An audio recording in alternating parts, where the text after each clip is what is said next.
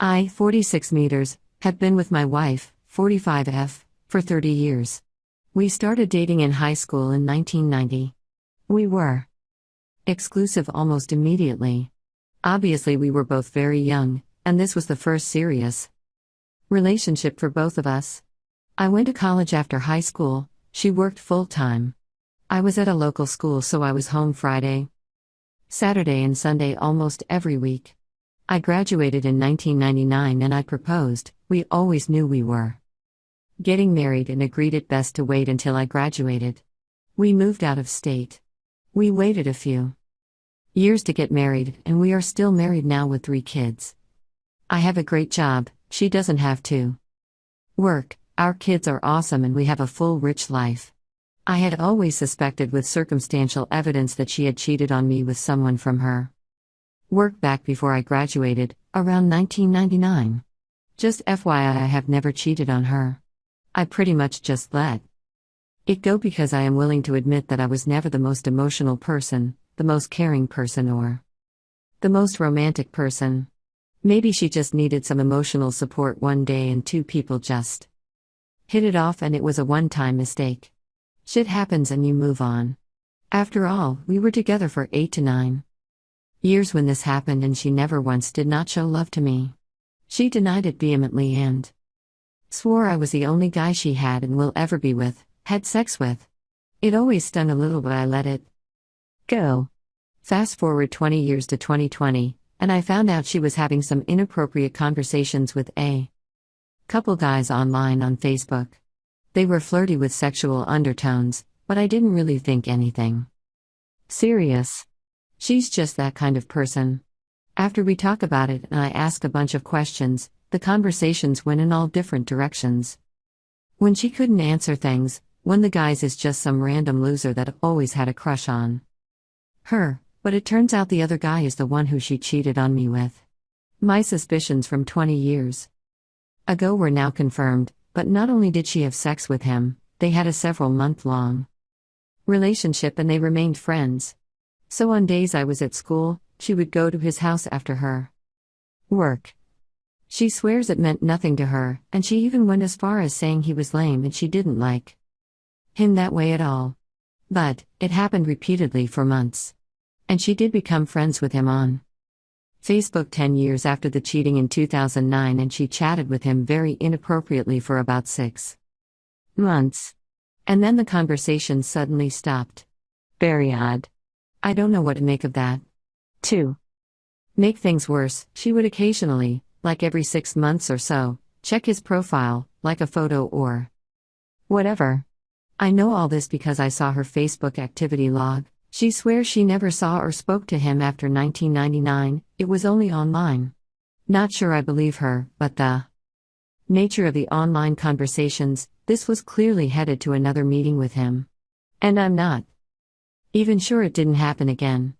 After all the times she told me it never happened, after all the bragging about us being together for all these years and that we have been the only ones ever in each other's lives, I just don't believe anything she says anymore. Since this all came out last year, our relationship has had some of the most incredible moments of our lives. Our sex is better and we are communicating better than ever. But there are so many days, like today, where I am so hurt and betrayed and sad and dying inside, and I don't trust her at all.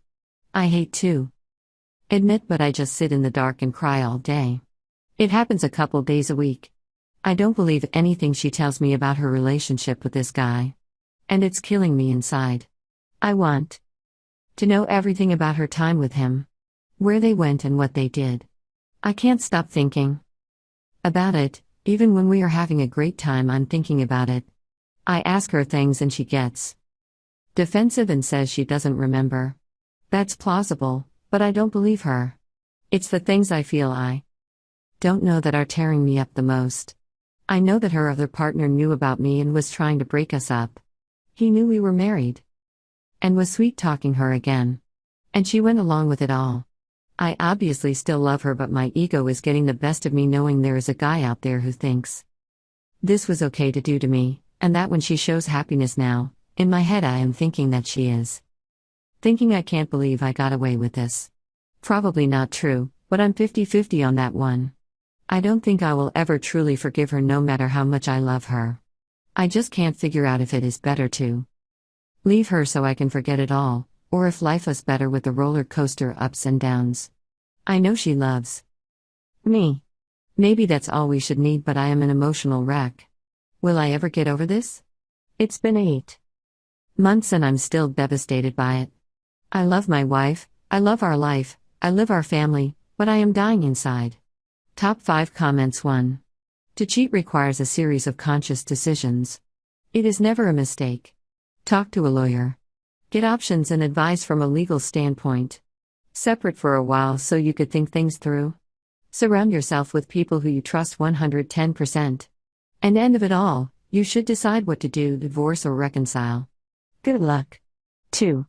This is a huge problem, friend. If this dude lived closer, they would have hooked up. Her behavior online verifies she isn't as pure as you think she is or was. I think you need to shock her, like consider illegal separation and DNA test the kids.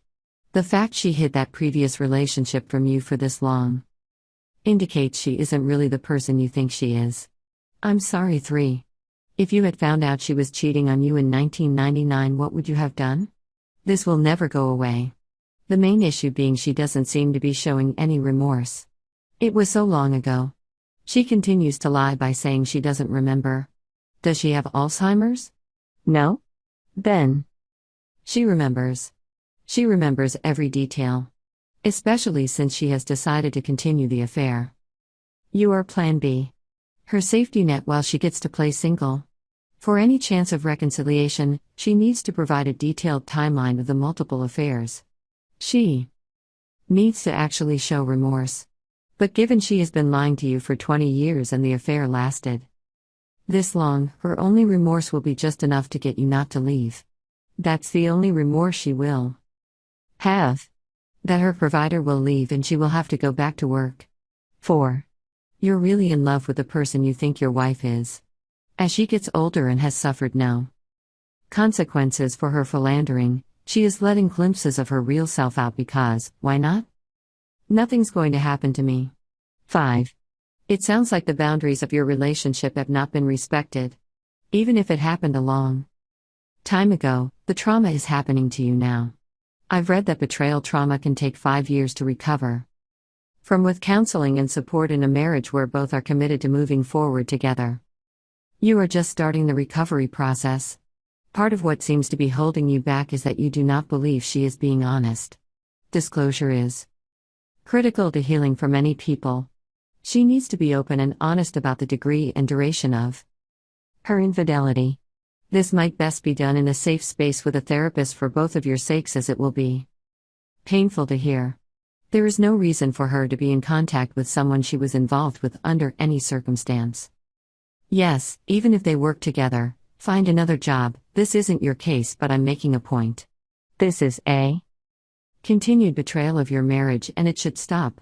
I'd argue all communication with men on social media should stop based on you saying that this is how she is. It sounds as though you really love her, and it's so hard to reconcile the experiences you've had in your marriage to your wife with the person who would betray you and lie to you for this long.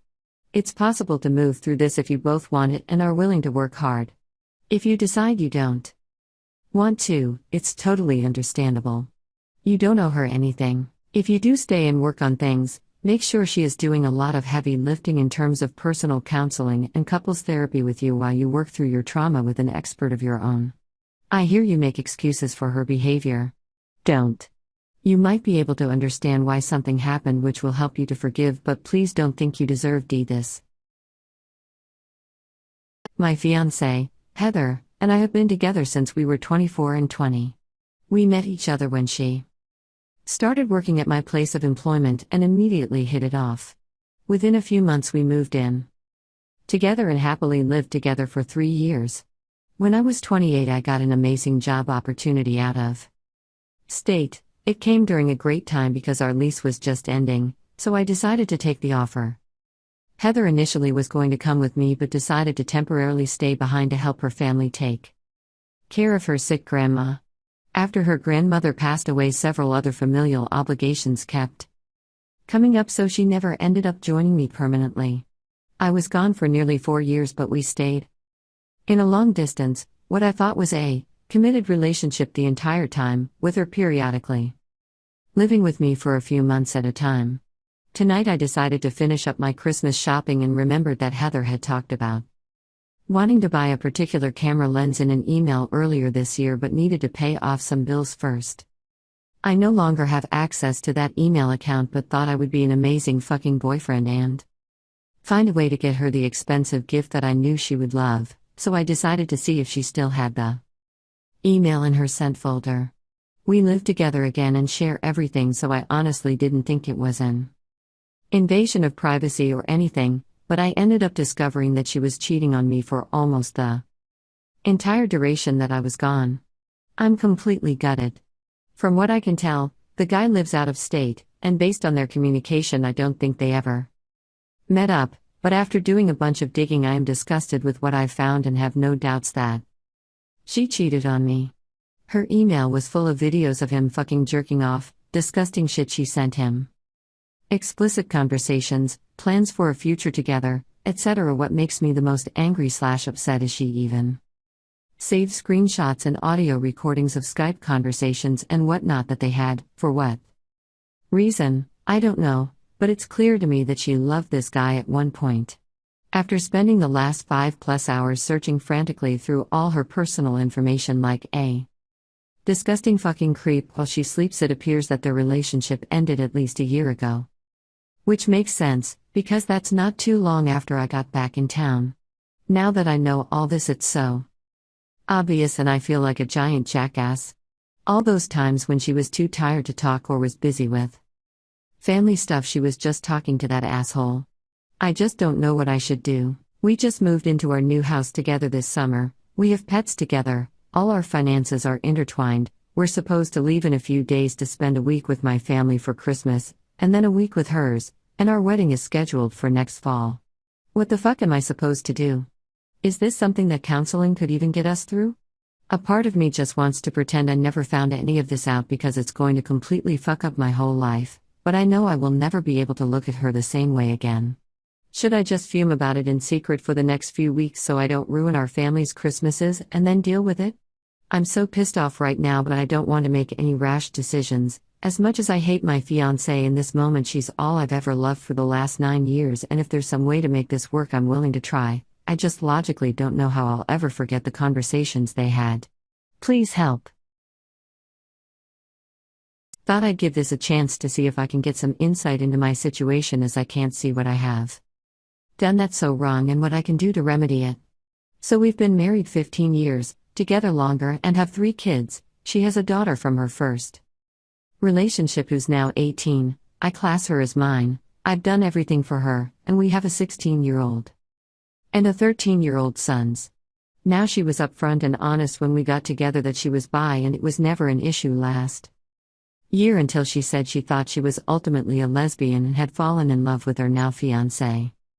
35F, and it led to a divorce as I was unwilling to open the relationship or consider a poly situation. So, we've been divorced a year, although we're still friends and have a good co-parenting relationship. Even though we're good, I still am suffering and can't say I'm even close to moving on yet. The kids live with her primarily, although I see them multiple times a week and can say if I didn't have them, I'd have nothing. So basically I got a call from my ex earlier on in the week saying she had to tell me something. That she's now engaged. I was shocked as fuck. Basically she said they're not going to do the typical thing and have a long engagement. They're looking at getting married as soon as lockdown has been lifted, and they're on about moving in together as soon as possible. And there's more. She said she wants to have me as her best man, as she still considers me her best friend and can't think of anyone else she'd rather have there. Suffice to say, I told her I wasn't happy with it and said I'm not going to be her best man or don't think it's a good idea for me to be at the wedding. And definitely don't like the idea of moving someone in around my kids after a year. Now my kids love the fiancé. My kids are always talking about her. Suffice to say, she was upset and we haven't spoken since. I mean, if that was just it, then I wouldn't be that upset, I mean, in what way does going to a wedding seeing my wife marry the woman who she left me for seems like a good idea? And to be the best man. My kids found out though, somehow, are really upset. My daughter particularly really went off and said she thought I was better than that, and if I don't go to the wedding, she'll never talk to me again. The youngest two don't want to come and see me this week and also have refused to talk to me. I'm still close and have a relationship with my in-laws, and they've also have been on my case saying I should go. Especially for my kids' sake. Here's where I need help, and someone to talk to. What do I do? I mean, the last thing I want to do is be false and go to a wedding watching the woman who I thought I'd be with forever marry someone else. Yet I hate the thought that my kids are suffering in the prospect of not having them in my life, even if it's for a short while. It's like torture. Help. Update. Basically everything all moved forward today.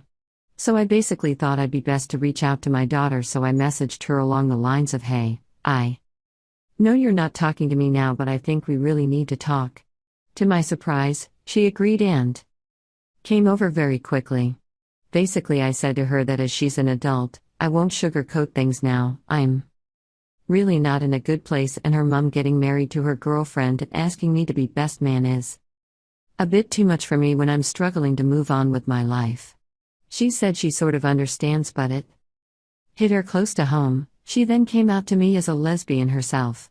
She said she's known for a while now. She told her mum/my ex a while ago but wasn't sure how to tell me, and because of the way I reacted to the wedding, she was worried I wouldn't be able to accept it.